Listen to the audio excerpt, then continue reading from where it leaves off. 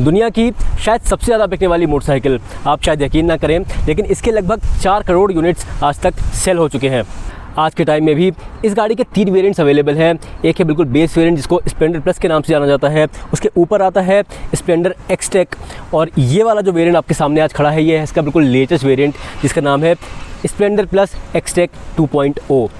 और थोड़ी सी मॉडर्न, थोड़ी सी प्लश ये मोटरसाइकिल आपको अब लगने लगी है। काफ़ी सारे बदलाव इसमें किए गए हैं, चाहे वो उसका इंस्ट्रूमेंट कंसोल हो, चाहे वो इसका स्विच गियर हो, चाहे वो इसकी हेडलाइट हो। बहुत सारी चीज़ें, बहुत सारे बदलाव आपको यहाँ पर अब देखने को मिलते हैं। तो चलिए दोस्तों वीडियो को शुरू करते हैं, लेकिन उससे पहले मैं थैंक्स बोलना चाहूँगा आरटी कृष्णा हीरो मोटोकॉर्प, जिन्होंने मुझे ये मोटरसाइकिल रिव्यू करने के लिए दी। अगर आप भी बैंगलोर से हैं और हीरो की किसी भी मोटरसाइकिल को परचेज़ करना चाहते हैं, उसकी टेस्ट राइड लेकर देखना चाहते हैं, तो आप इनसे कॉन्टैक्ट कर सकते हैं। इनका जो कॉन्टैक्ट नंबर है वो आपको स्क्रीन पर मिल जाएगा और उनकी गूगल मैप लोकेशन आपको डिस्क्रिप्शन में मिल जाएगी। तो दोस्तों जैसा कि आप देख सकते हैं मोटरसाइकिल पहले ही लुक में काफ़ी अलग सी, थोड़ी सी फ्रेश सी लगती है। हालांकि जो पैनल्स हैं उन सब में कोई बदलाव यहाँ पर नहीं किया गया है, और एक तरीके से अच्छा भी है, क्योंकि जो स्प्लेंडर है उसकी लेगेसी यार बड़ी तगड़ी है, और इसके जो लुक्स हैं उसके साथ बहुत ज़्यादा खिलवाड़ या छेड़छाड़ नहीं करनी चाहिए। डुअल टोन पेंट स्कीम्स आपको यहाँ पर दिख जाती हैं, और उसके साथ में ही यहाँ पर आप देखेंगे तो कुछ इस तरीके का एक ग्राफिक आपको देखने को मिलेगा। यहाँ पर एक बेस कलर दिया गया है, उसके ऊपर यहाँ पर ऐसे ग्राफिक्स यहाँ पर मौजूद हैं। यहाँ पर भी एक टैंक पर बेस कलर है, उसके ऊपर इस तरीके से ग्राफिक्स यहाँ पर दिए गए हैं, और सिमिलर सा कुछ जो चीज़ें हैं वो आपको यहाँ पर भी मिल जाती है।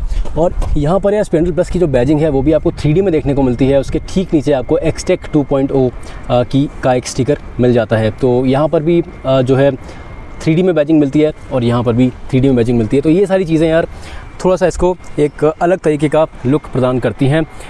ये जो यूटिलिटी एरिया है, यूटिलिटी बॉक्स है, उसके ऊपर आपको प्रोग्राम्ड FI लिखा हुआ मिल जाता है, और यहाँ पर जो टेल सेक्शन है वहाँ पर आपको i3S की एक बैजिंग मिल जाएगी। अगर हेडलाइट आप देखेंगे तो कुछ इस तरीके की दिखने वाली हेडलाइट आपको मिलती है, जिसमें अब आपको एक बढ़िया से दिखने वाले H शेप के सिग्नेचर DRL भी देखने को मिल जाते हैं। कुछ इस तरीके का हेडलैम्प का सेटअप आपको मिलता है, और LED हेडलाइट आपको अब यहाँ पर मिल जाती है। जैसा मैंने बताया कि सिर्फ इस वाले वेरिएंट पर एक्सटेक 2.0 पर आपको एक LED हेडलाइट का सेटअप मिलता है, और 2 भागों में ये बटी हुई है। इस वक्त मैंने हाई बीम जला रखी है, तो हाई बीम पर इसके दोनों जो सेक्शंस हैं वो ग्लो करते हैं। अब मैंने जब इसको लो बीम पर स्विच किया तो आप देख सकते हैं कि ये नीचे वाला जो सेक्शन है ये बंद हो गया है, और सिर्फ ऊपर वाला सेक्शन ही जल रहा है। तो कुछ इस तरीके से मैंने यहाँ पर ब्रेक दबा दिया है। उम्मीद है आपको दिख पा रहा होगा कि जो टेल लैम्प का सेटअप है वो किस तरीके का यहाँ पर जलता है। अब दोस्तों भले ही टेल लैम्प यहाँ पर अपग्रेड किया गया हो, बट यहाँ पर आपको LED नहीं मिलता, यहाँ पर आपको एक बल्ब टाइप टेल लैम्प देखने को मिलता है। इंडिकेटर्स आप देख सकते हैं, बल्ब टाइप इंडिकेटर्स आते हैं, और एक क्लियर ग्लास के साथ में ये यहाँ पर आपको मिलते हैं।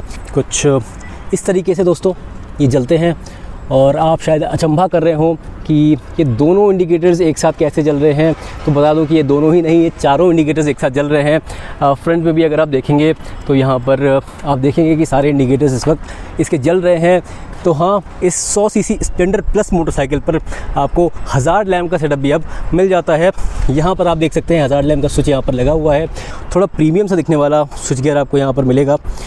तो लेफ्ट हैंड साइड में आपको मिलता है हाई बीम और लो बीम में हेडलाइट को स्विच करने वाला स्विच, और यहाँ पर यार एक डेडिकेटेड पास लाइट का स्विच भी दिया गया है। यहाँ पर आपको मिल जाता है हज़ार्ड लैम्प का स्विच, और ये हैं इसके इंडिकेटर्स। कुछ इस तरीके से आप इसको जला सकते हैं, और बीच में दबाएंगे तो ये हो जाएगा बंद। यहाँ पर है हॉर्न का स्विच, तो बता के सुनाता हूँ कि कैसा हॉर्न साउंड करता है इसका। कुछ इस तरीके का साउंड यहाँ पर आपको देखने को मिलता है। और यार यहाँ पर आपको मिल जाता है i3S का बटन। तो जो i3S टेक्नोलॉजी है उसके बारे में थोड़ा सा बता देता हूँ कि आपकी जो मोटरसाइकिल है वो अगर आइडल पे होती है तो थोड़ी देर बाद ऑटोमेटिकली बंद हो जाती है।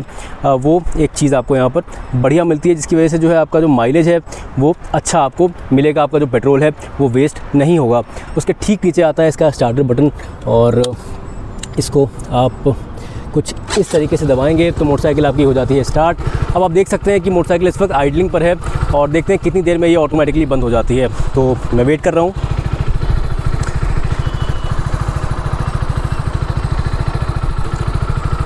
अभी भी चालू है मोटरसाइकिल, और यहाँ पर हम सुन सकते हैं इसका एग्जॉस्ट नोट कैसा है आइडलिंग पर। और मोटरसाइकिल हो चुकी है बंद। तो कुछ इस तरीके से अगर आप सिग्नल पर खड़े हैं तो मोटरसाइकिल आपकी ऑटोमेटिकली बंद हो जाएगी, आपका जो फ्यूल है वो बचेगा यहाँ पर। और हाँ, एक चीज़ और दोस्तों, इस i3s को आप यहाँ से स्विच ऑफ भी कर सकते हैं और ऑन भी कर सकते हैं, तो वो बटन आपको यहाँ मिल जाता है। यहाँ से इसको स्टार्ट करते हैं और सुनाते हैं आपको इसका एग्जॉस्ट नोट।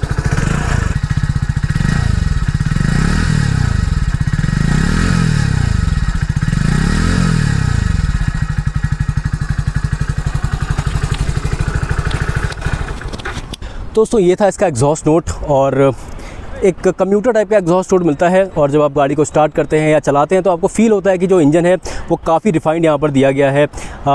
कोई दिक्कत, ज़्यादा वाइब्रेशंस महसूस होने वाले नहीं है। थोड़े बहुत वाइब्रेशंस डेफिनेटली इस पर रहते हैं, लेकिन कोई समस्या आपको आने वाली नहीं है। बहुत ही कंफर्टेबल और बहुत ही अच्छी ये मोटरसाइकिल आपको फ़ील होती है चलाते वक्त। तो एग्जॉस्ट पाइप या एग्जॉस्ट मफलर की जो डिज़ाइन है वो एकदम वैसी ही है जैसी बहुत समय से चली आ रही है। एकदम लंबा सा एक ट्रेडिशनल टाइप का एग्जॉस्ट पाइप, और इसके ऊपर इस तरीके का एक सिल्वर फिनिश में ये कवर आपको देखने को मिल जाता है। काफ़ी अच्छा लगता है दोस्तों ये देखने में। तीनों ही जो स्प्लेंडर्स आती हैं मार्केट में इस पॉइंट ऑफ टाइम पे, उनमें जो इंजन है उसमें कोई बदलाव यहाँ पर किया नहीं गया है। तीनों में वही सेम, एग्जैक्टली सेम इंजन दोस्तों यहाँ पर दिया गया है। आप यहाँ पर देख सकते हैं 97.2 सीसी का एक एयर कूल्ड इंजन आपको यहाँ पर मिलता है, 4 स्ट्रोक ओवरहेड कैमशाफ्ट वाला, और फ्यूल इंजेक्टेड इंजन आपको यहाँ पर अब मिलता है। और दोस्तों पावर और टॉर्क फिगर्स की बात की जाए तो 8.02 PS की पीक पावर ये प्रोड्यूस करता है 8000 RPM पर, और 8.05 न्यूटन मीटर्स का पीक टॉर्क प्रोड्यूस करता है 6000 RPM पर। कुछ इस तरीके का इंजन का लेआउट आपको मिलता है। हॉरिजॉन्टल लेआउट वाला इंजन आप जानते हैं हीरो की मोटरसाइकिल पर बहुत समय से, जब से ये लॉन्च हुई है तब से ये आ रहा है। और 4 स्पीड गियर बॉक्स आपको यहाँ पर देखने को मिलता है। कुछ इस तरीके का जो गियर लीवर है सिल्वर कलर में आता है, और ट्रेडिशनल टाइप का जो गियर लीवर है वो आपको यहाँ पर मिल जाएगा। गियर डालने में कोई इशू नहीं आती। बहुत ही स्लीक शिफ्टिंग गियर बॉक्स आपको इस मोटरसाइकिल पर मिलने वाला है। तो अगर माइलेज की बात की जाए तो यार हीरो क्लेम करता है कि 73 किलोमीटर्स पर लीटर का माइलेज ये मोटरसाइकिल आपको डिलीवर करके दे पाएगी। हालांकि अगर एक्सपेक्टेड माइलेज की बात करूँ कितना रियल लाइफ में दे पाएगी, तो 60 to 70 किलोमीटर्स पर लीटर का एक माइलेज आप इससे एक्सपेक्ट कर सकते हैं, depending upon your riding conditions and style. और बात करूँ इसके फ्यूल टैंक कैपेसिटी की तो 9.8 लीटर्स का फ्यूल टैंक आपको यहाँ पर देखने को मिल जाता है।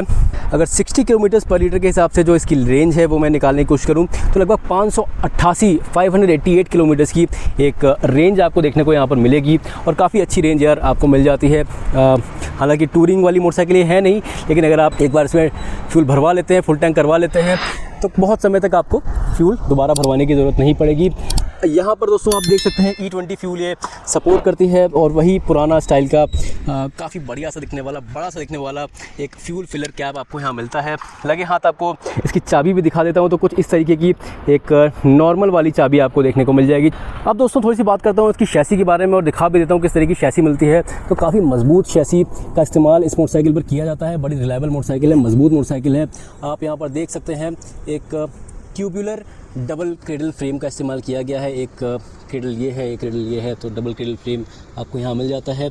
ये यहाँ से लेकर आप देख पाएंगे यहाँ से गुजरता है और फिर पीछे तक जाता है, और पीछे ये वाली जो सेक्शन देख रहे हैं यहाँ से ये इसी में मिलता है जाकर। तो इंजन के नीचे भी ये वाली शैसी जो है मौजूद होती है। इसी के साथ में यार बात कर लेते हैं इसके सस्पेंशन के बारे में। तो तीनों ही वेरिएंट्स पर यार बिल्कुल सेम फ्रेम, बिल्कुल सेम सस्पेंशन का सेटअप आपको देखने को मिलने वाला है। फ्रंट में देखेंगे तो टेलीस्कोपिक सस्पेंशन मिलते हैं, रियर में आपको ट्विन सस्पेंशन का सेटअप मिलता है। पास से थोड़ा सा दिखाता हूँ, काफ़ी एक लंबा सस्पेंशन यहाँ मिलता है, और अच्छा जो है अच्छी तरीके से ये काम करता है, गड्ढों को बहुत अच्छी तरीके से सोख भी कर लेता है।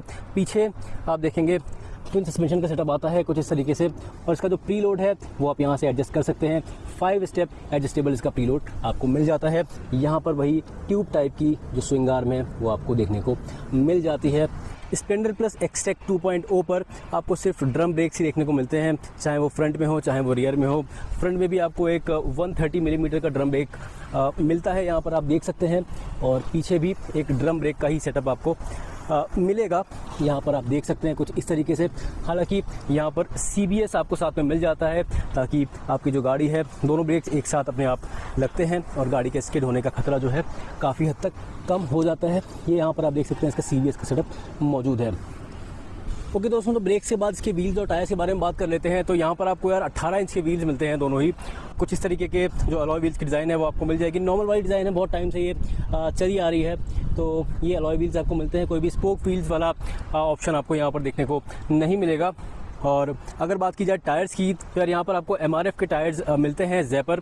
और अगर टायर प्रोफाइल्स की बात करूँ तो यहाँ पर फ्रंट में यार आपको मिलता है एक 80/100 सेक्शन का 18 इंच का टायर, और ट्यूबलेस टायर्स यार यहाँ पर लगे हुए हैं, तो पंचर की चिंता करने की ज़रूरत है नहीं।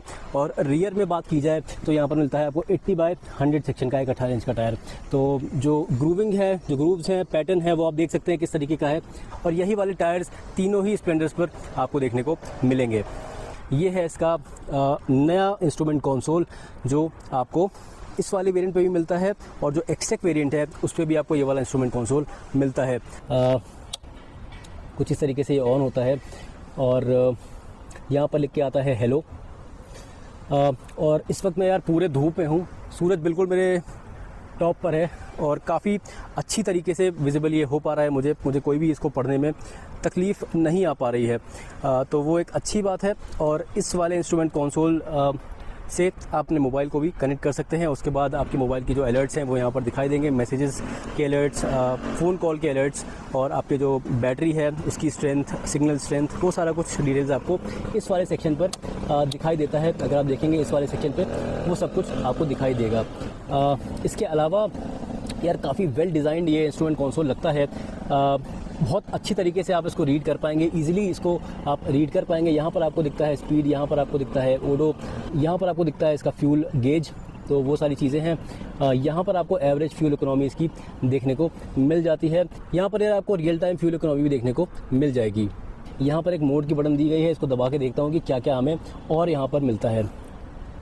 तो इसको एक बार दबाया तो यहाँ पर आ गया ट्रिप A, फिर आ गया ट्रिप B, फिर आ गया ओडो। तो ये चीज़ें यहाँ पर हमें दिख रही हैं, तो और कोई बदलाव यहाँ पर हमें इसके अलावा नहीं मिल पा रहा है। तो कुछ इस तरीके का इंस्ट्रूमेंट कंसोल है, भले ही थोड़ी कम चीज़ें हैं लेकिन ज़रूरी चीज़ें, जैसे आपको माइलेज आपका दिख जाता है यहाँ पर, और बाकी जो कनेक्टिविटी फीचर्स हैं वो भी आपको यहाँ पर मिल जाते हैं। 10x10 नेविगेशन इस पर आपको नहीं मिलने वाला। अब यहाँ पर ही आपको कई सारे टेलटेल लैम्प्स भी मिल जाते हैं, और इसी के साथ में यहाँ पर अब आपको एक USB चार्जिंग पोर्ट भी मिल जाता है।